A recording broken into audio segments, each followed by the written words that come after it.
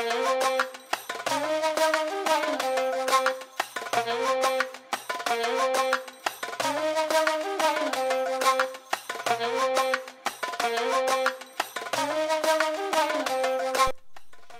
একটি পর্বে আপনাদের সবাইকে স্বাগত জানাই এবং সবাইকে জানাই নতুন বছরের অনেক শুভকামনা। নতুন বছরটি আপনাদের সাথে শুরু করছি নতুন একটি অভিজ্ঞতা নিয়ে। আমরা ফিরে এসেছি মিশর থেকে। হ্যাঁ, রহস্যের দেশ বা ইতিহাসে মোড়া মিশর থেকে। পিরামিড, মমি, নীলনদ সব কিছুই দেখেছি। সব শেয়ার করতে চাই আপনাদের সাথে। এই ভ্রমণটি আমাদের জীবনে অন্যতম একটি। ছোটবেলার থেকে যা বইয়ের পাতায় পড়েছি বা জেনেছি তা আজ অনুভব করে ফেরা। গায়ে কাটা দেওয়া শত শত বছরের পুরনো মানবজাতির নিদর্শনকে ছুঁয়ে দেখা। আজকের পর্বে থাকবে কলকাতা থেকে মিশরের রাজধানী কায়রো পৌঁছানোর গল্প, ফ্লাইটের অভিজ্ঞতা এবং বিদেশ বেড়াতে গেলে যেটা সবার আগে দরকার ভিসা প্রসিডিওর। সব কিছু থাকবে এই ভিডিওতে।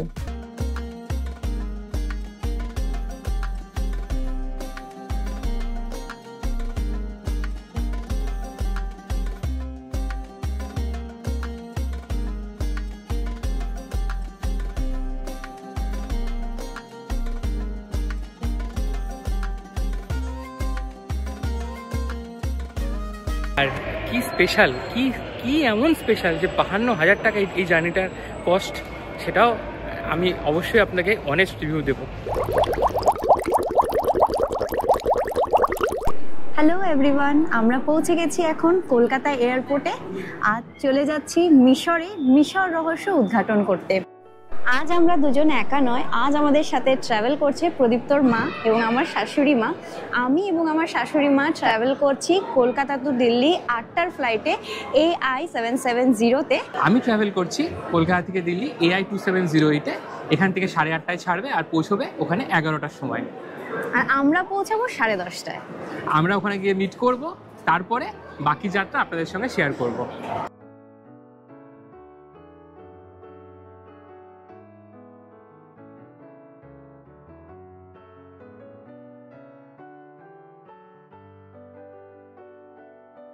গেট নাম্বার 18-এ আর পিয়ালি আর মা রয়েছে কিন্তু গেট নাম্বার 23-তে, কারণ আমার আর ওর ফ্লাইট আলাদা, আগে আপনাদের বললাম। আর আজকে one of the luckiest day in my life, কারণ আমি ফ্রিতে আপগ্রেড পেয়ে গিয়েছি বিজনেস ক্লাসে। আমি বুক করেছিলাম ইকোনমিতে, ভিস্তারাতে, সেটা কিন্তু আপগ্রেড হয়ে গিয়েছে এয়ার ইন্ডিয়াতে। আর এই হচ্ছে বোর্ডিং পাস। আর কী করে হলো, কী করে এই আপগ্রেডেশনটা পেলাম, সেটা আপনাদের সঙ্গে পুরোটা শেয়ার করব। আপগ্রেডেশন কিন্তু একমাত্র পসিবল যদি এয়ারলাইন আপনাকে নিজের থেকে স্পন্সর করে অথবা আপনার কোনো মাইলস ইউজ করেন, ক্রেডিট কার্ড পয়েন্টস ইউজ করেন, সেটার মাধ্যমে। আমি পেয়েছি আপগ্রেডেশন ভাউচার ইউজ করে। যারা SBI prime credit card hold করেন তারা নিশ্চয়ই জানেন যে প্রাইমের সঙ্গে একটা সিলভার টায়ার মেম্বারশিপ এই ভিস্তারার থেকে দেওয়া হতো কমপ্লিমেন্টারি। আমিও সেই 2 বছর ধরে সেরকমই একজন মেম্বার, তাই জন্য আমি সিলভার টায়ার মেম্বারের জন্য একটা আপগ্রেড ভাউচার 2 বছর ধরে পাচ্ছি। আমি ইউজ করিনি। আজকে 20 ডিসেম্বর, আমার ভাউচারের এক্সপায়ারি ছিল 23 ডিসেম্বরে। তো এই 3 দিন আগে আমি ভাবলাম যে একবার ভাউচারটাকে ইউজ করা যায়। আমি তো কীভাবে করে সেটাও জানতাম না। তো আমি কাস্টমার কেয়ারে কল করি এবং আমাকে বলা হয় যে হ্যাঁ, আপনার 2টো ভাউচার আছে, আপনি 2টো ভাউচার ইউজ করে ইকোনমি থেকে সোজা বিজনেস ক্লাসে কিন্তু আপনি আপগ্রেড পেতে পারেন, খালি ট্যাক্সটা এক্সট্রা আপনাকে পে করতে হবে। আর বলুন তো আমি কত টাকা এক্সট্রা ট্যাক্স পে করেছি এই আপগ্রেডেশনটা পাওয়ার জন্য? কত হতে পারে? প্রথম কথা, এই টিকিটটার মূল্য কিন্তু 52,000। আমি চেক করে দেখেছিলাম, যেদিন আপগ্রেড হচ্ছে সেদিন আমি চেক করে দেখেছিলাম এই টিকিটটির মূল্য কিন্তু 52,000। আমি বুক করেছিলাম পয়েন্টস দিয়ে ইকোনমি, আর আমি এটা আপগ্রেড পেয়েছি একটা ট্যাক্সের এক্সেস অ্যামাউন্ট পে করে। সেই ট্যাক্সটা কত হতে পারে? আমি ভেবেছিলাম 2-3, 3,000, 4,000, 5,000 এরকম হতে পারে। তো ওরা আমাকে ফাইনাল ক্যালকুলেশনের পরে কত বললো জানেন? মাত্র 18 টাকা। এক্স্যাক্টলি মাত্র 18 টাকায় আমি কিন্তু এই আপগ্রেডটা পেলাম। এরকম আপগ্রেডেশন আপনারাও পেতে পারেন যদি আপনাদের ফ্রিকোয়েন্ট ফ্লায়ার মেম্বারশিপ থাকে এবং আপনাদের যদি প্রাইম কার্ড বা অন্য কোনো কার্ডের সাথে আপনাদের আপগ্রেড ভাউচার আপনাদের ইস্যু করে থাকে ব্যাংক থেকে, তাহলে কিন্তু সেই আপগ্রেড ভাউচারটা ইউজ করে আপনারাও এইরকম আপগ্রেড পেতে পারেন। এমন হয় এই 2.5 ঘন্টার 52,000 টাকার টিকিটের জার্নি, সেটা আপনাদের সাথে অবশ্যই পুরোটা শেয়ার করব। আর কি স্পেশাল, কি এমন স্পেশাল যে 52,000 টাকা এই জার্নিটার কস্ট, সেটাও আমি অবশ্যই আপনাকে অনেস্ট রিভিউ দেবো। এবারে আমরা বেরিয়ে পড়লাম আমাদের ফ্লাইটের উদ্দেশ্যে।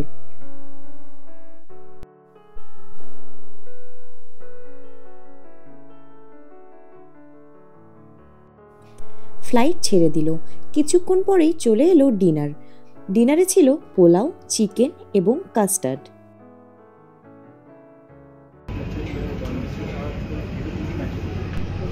এদিকে আমিও চলে এসেছি প্রথমবার বিজনেস ক্লাসে ট্রাভেল করতে। প্রথমেই বসার পর দিয়ে দিল হট টাওয়েল। ফ্লাইট ছাড়ার পরই চলে এলো মূল আকর্ষণ, স্টারবাকসের কফি।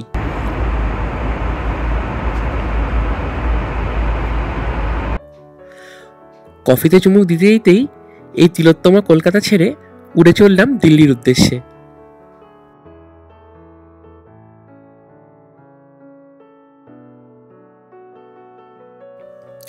একটু পরে দিয়ে দিল মেনু কার্ড, আর কি বেছে নিলাম বাঙালি খাবার।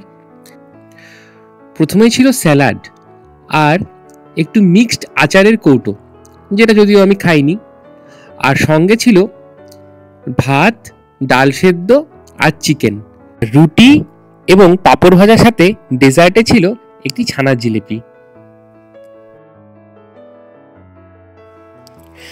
আর পানীয়র জন্য ছিল অ্যাপেল জুস, আরও কিছু জুসের অপশন ছিল, সেটা আমি নিইনি। আর শেষে এসে পড়লো চিজ কেক, এটা কিন্তু পুরো সারপ্রাইজ ছিল। আমরা পৌঁছে গেছি এখন দিল্লি এয়ারপোর্টে, আস্তে আস্তেই যাচ্ছি ব্যাগেজের দিকে। ফ্লাইট জার্নি ভীষণ ভালো ছিল, খাবারও খুব ভালো ছিল। কি ভালো ছিল তো? ভালো ছিল তো একদম। খাবারও খুব ভালো ছিল, পেট পুরো ভর্তি। নেক্সট ফ্লাইট আমাদের 3টের সময়। এদিকে আমিও পৌঁছে গেলাম দিল্লি এয়ারপোর্টে আর চললাম লাগেজ কালেক্ট করতে।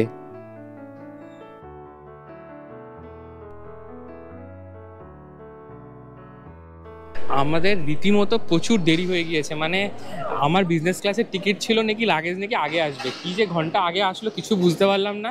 52,000 টাকার টিকিটে যদি এরকম সার্ভিস হয়, আমি মনে করি ঠিক আছে, সারা জীবন ইকোনমি ফ্লাই করবো তবু ভালো। তো আমাদের কুয়েত এয়ারওয়েজের পরের ফ্লাইট এখান থেকে কুয়েত থেকে কায়রো অবধি ফ্লাইট হচ্ছে 3টের সময়, রাত 3টের সময়। এখন বাজে রাত 12টা 1:30। আমাদের 12টার সময় ফ্লাইট ল্যান্ড হয়েছে, 1.5 ঘন্টা লেগেছে লাগেজ নিয়ে এই জাস্ট চেক ইন কাউন্টার অবধি পৌঁছাতে। এখনও জানি না কী করে আমি যেতে পারবো, কারণ এরপরে তো সিকিউরিটি চেক ইন, ইমিগ্রেশন দুটো আছে, তারপরে ফ্লাইটে উঠতে হবে। রীতিমতো খুব রাশ, আমরা তো সবাই দৌড়েছি, মায়ের পায়ে ব্যথা, তার মধ্যে দৌড়াতে হয়েছে। প্রচুর লেট হয়ে গেছে, রাত্রি 1:30 বাজে, 3টের সময় ফ্লাইট। এখনও ইমিগ্রেশন বাকি, বোর্ডিং পাসও পাইনি। দেখা যাক কি হয়, জানাচ্ছি আপনাদেরকে, সঙ্গে থাকুন।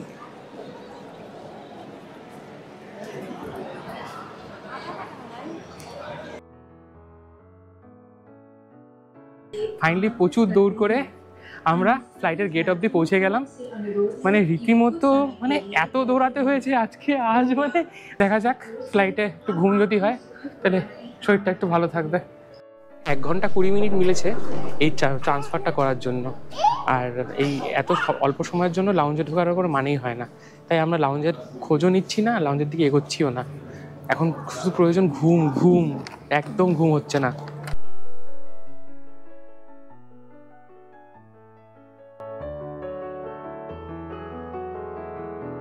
এই এয়ারওয়েজটাকে যেরকম ভেবেছিলাম সেরকম কিন্তু একদমই নয়। আমি ভেবেছিলাম বাজেট এয়ারলাইন কেমন হবে না হবে, কিন্তু বেশ ভালো, এয়ারক্রাফটটা ভালোই দিয়েছে। A320 নিয়েও কিন্তু দেখুন ইনফোটেইনমেন্ট সিস্টেম রয়েছে, আমাদেরকে একটা করে সবাইকে বালিশ দিয়েছে, একটা কম্বল দিয়েছে। মানে নর্মাল অন্যান্য এয়ারলাইনে তো দেয়, এটা budget airline, Kuwait Airways, Saudia, এ তো বাজেট এয়ারলাইন হিসেবে পরিচিত, তাও কিন্তু সার্ভিস বেশ ভালো এখন অবধি। হেডফোনও সব বলে সবাইকেই দেবে, ওইখানে অনলাইন ইনফোটেইনমেন্ট। কিন্তু মুভি কালেকশন খুব একটা বেশি নেই, অল্পই কালেকশন রয়েছে, হিন্দি মুভিও রয়েছে। কিন্তু ইন্টারন্যাশনাল ফ্লাইটের হিসেবে প্রায় 5 ঘন্টার ফ্লাইট, লেগ রুমও কিন্তু খারাপ নয়। আর যেটা একটা কথা বলার, এয়ারক্রাফটটা কিন্তু খুব একটা পুরনো নয়, নতুন এবং খুব নিট অ্যান্ড ক্লিন।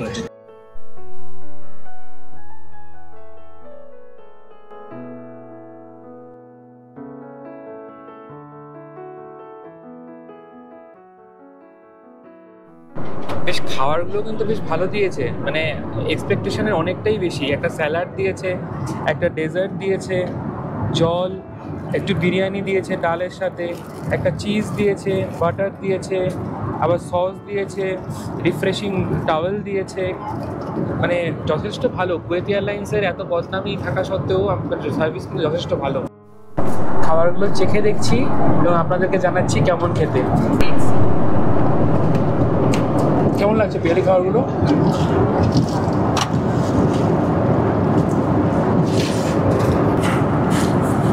বিরিয়ানিটা কিন্তু বেশ ভালো খেতে, ডালটা একদম ব্ল্যান্ড, ভালো লাগছে না খেতে।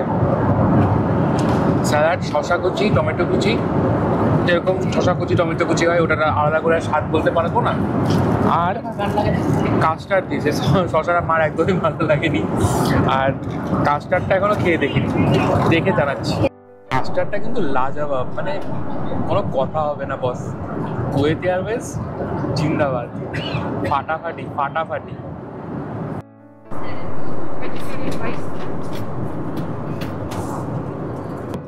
সব খেয়ে ফেলেছি, এত টেস্টি খাবার, এত দৌড়াদৌড়ির পরে কিন্তু খিদেটাও সেই মাত্রাতে পেয়েছিল। পিয়ালি তো একদম পুরো সাবার করে দিল।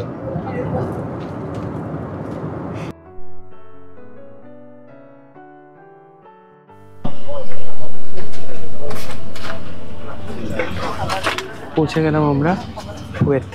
এবার ট্রান্সফার করতে হবে কায়রোর ফ্লাইটের জন্য।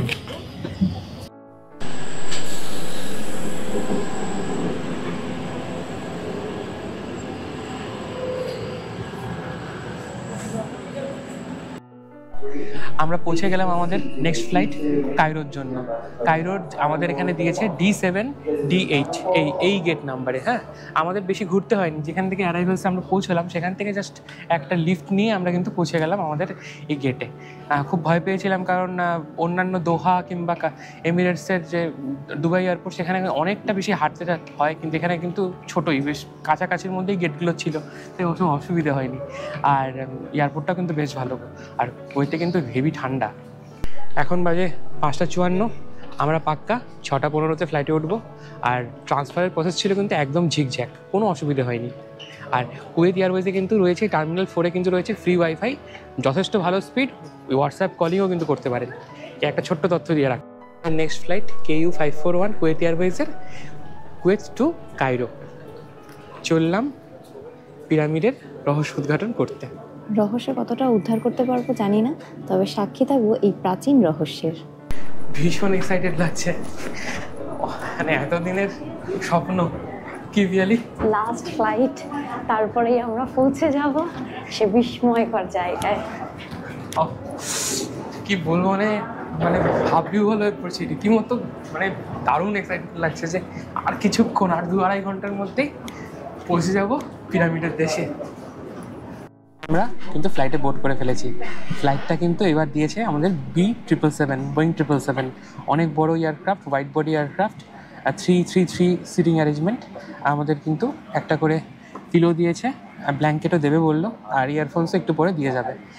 চলুন এই ফাঁকে আপনাদেরকে ভিসা প্রসেসটা একটু, ইজিপ্টের ভিসা প্রসেসটা একটু ইলাবোরেটলি বলে দিই। দিল্লি থেকে কায়রোর আমার টোটাল জার্নি টাইম পড়ছে 9 ঘন্টা 15 মিনিট, তার মধ্যে 1 ঘন্টা 20 minute halt in Kuwait.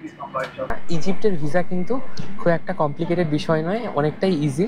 E visa apply করা যায়, ভারতীয়দের জন্য ই ভিসা ইজিপ্ট ইস্যু করে। সমস্ত কন্ট্যাক্ট ডিটেলস এবং পাসপোর্টের ফ্রন্ট পেজ, লাস্ট পেজ এবং এখানকার যে লোকাল ট্রাভেল এজেন্টের নাম্বার দিয়ে দেওয়ার পরে আপনার কিন্তু অ্যাপ্লিকেশন প্রসেস শেষ। এবার আপনাকে অপেক্ষা করতে হবে 3 থেকে 4 দিন, কোনো সময় 5 থেকে 7 দিনও কিন্তু লেগে যায়। আপনার ইমেলে কিন্তু ই ভিসাটা চলে আসবে।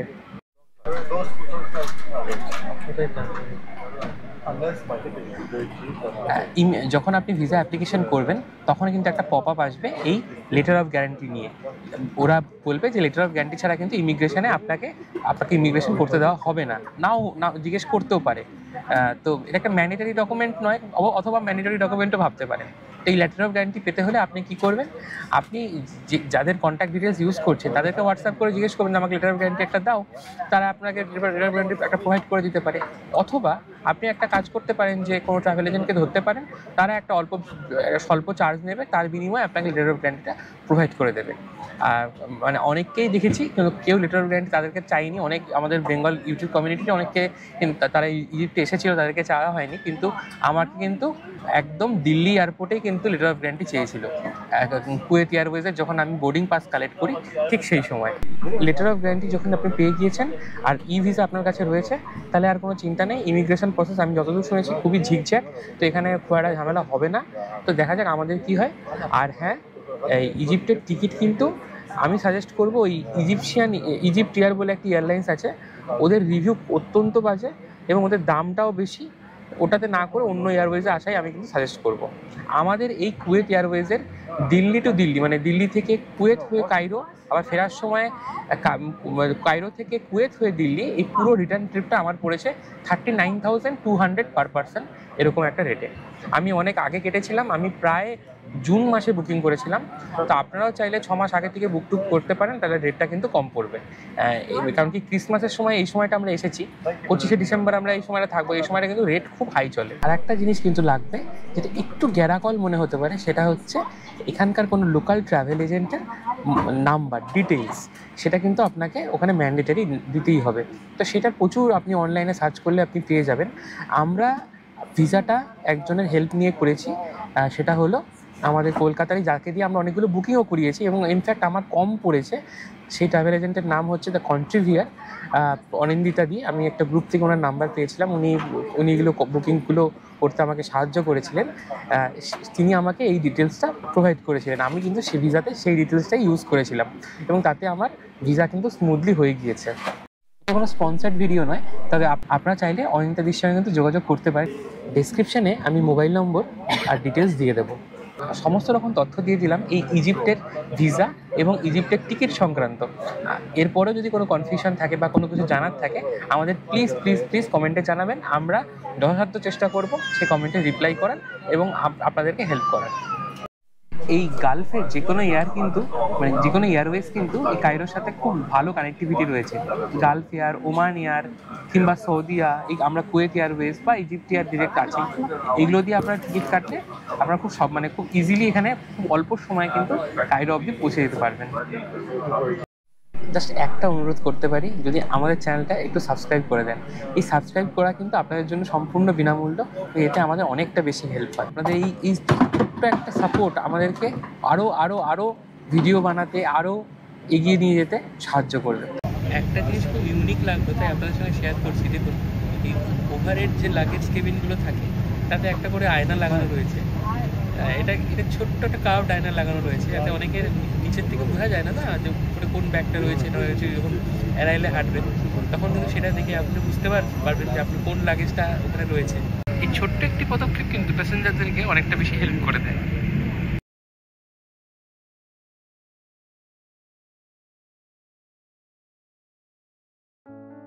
আমাদের দিয়ে দিল একটি ব্ল্যাঙ্কেট এবং একটি পিলো।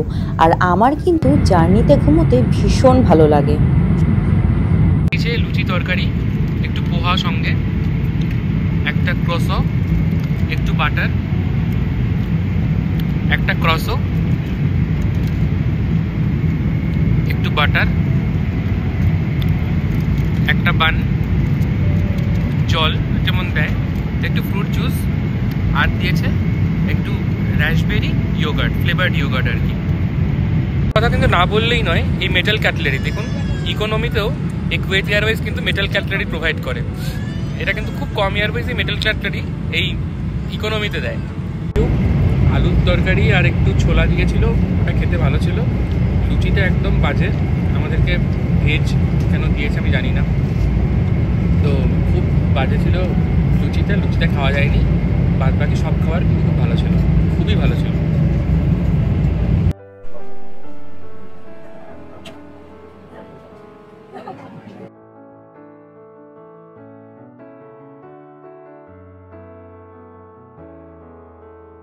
চলে আসলাম তুতানখামেনের দেশে। বাইরেই কিন্তু কায়রো শহর।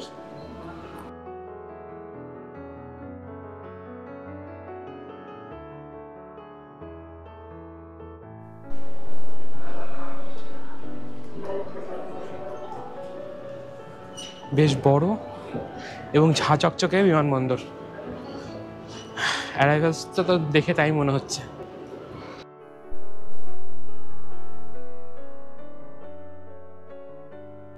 লাগেজ কালেক্ট করে কিন্তু সিমটাও নিয়ে ফেললাম।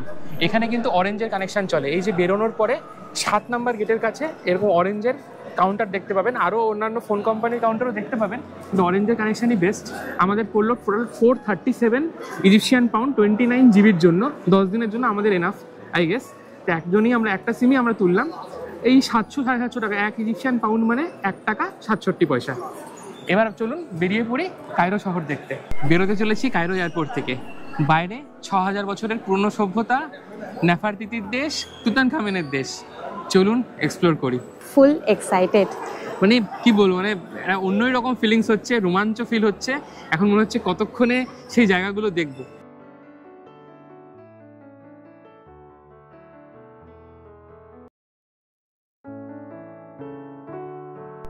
কেমন লাগলো ভিডিওটি অবশ্যই আমাদের জানাবেন, এবং আরও কিছু তথ্য যদি জানার থাকে অবশ্যই আমাদের কমেন্ট করবেন।